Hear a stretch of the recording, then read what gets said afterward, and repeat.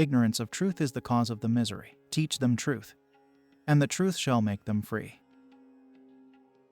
It would seem that ignorance were made up of false beliefs.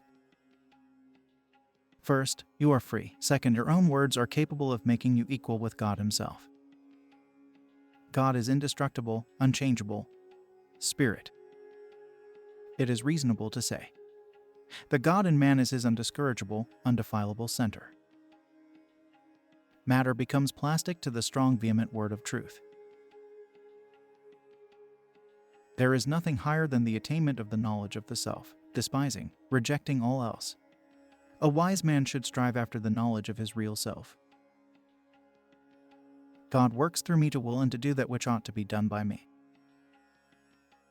Mankind has been looking at shadow, and not substance, because man has taken the appearance for the reality. The senses give appearances only. The appearance must be rectified by some higher faculty than physical sight. The senses tell that the sun arises and sets. But science explains that sunrise and sunset are appearances only. Faith is the most intense form of mental action. Faith by careful statement is born through sore travail. We must give birth to it by a volitional effort of the will.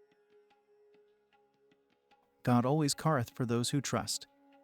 They need not worry about right provisions.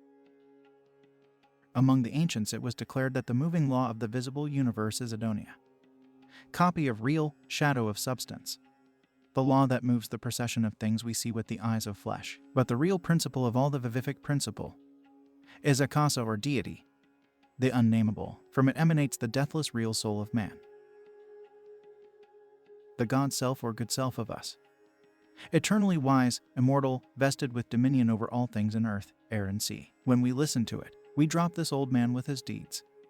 As Paul says, and bring immortality to light, or make it manifest here in a self that is not afraid of death, or anything that leads to, or threatens death. It will teach us how to heal from sickness, how to conduct our business affairs, how to preach, teach, live exactly the right way, to make the most of ourselves here and now. If we say there is no sin, we feel one with holiness, we purify all things around us. Persistent insistence of any truth by mortal conscious mind will set it into harmony with truth, by the volition or willing of mind to be true, which awakens the spirit of truth. We say, God works through me to will and to do, and our work begins to change its kind and quality. Then by and by we become such radiators of truth in its strength, that we do not take on falsities or weakness from other minds. They must grow to such a strength that no one can darken or shake them. All that man calls the world is but the picture of his thought. Truth spoken shall open within you the well of living water springing up into everlasting life. The ancients sought the secret of transmuting all things into gold. To know that all is gold, or good, is the true philosopher's stone, putting a priceless value upon all things, making by the word, by and by, all things golden blessings. But they who understand truth itself, and know their relations to it, are glad. But every mind, however great its claim of ignorance, must work toward the day of understanding, whether by a quick spring into the light, or by slow, labored steps, is at its own option. The child of good is in nature and office perfect, but he must prove this. When he has proved it to himself, he has entered into understanding.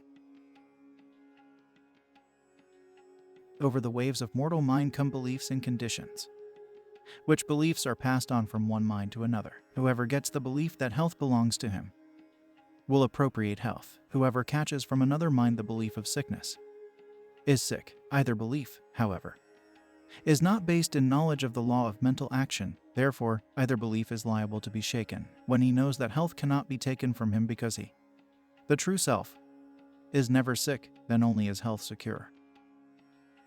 When the flesh declares, I am nothing, thou art all, O Spirit, then a change begins to come to pass in the mind. Ignorance disappears beneath the light of this truth. As a shadow grows less and less as the sun rises into mid-heaven, until, when it shines directly overhead, the shadow is lost utterly in the substance, the real. When one knows that the actual self of him is indestructible, unchangeable, never yielding to imperfection, he knows all that he need know. To speak of this perfection is to begin to prove it. Health sets in as a first sign of spirituality. Then if matter is but the unreal semblance of the real thing or entity, it is easy to say matter is non-entity, and non-entity is nothingness. Why then be troubled by the logical conclusion, the statement that physical things are nothing? The whole business of the real self is to show itself, to make itself manifest.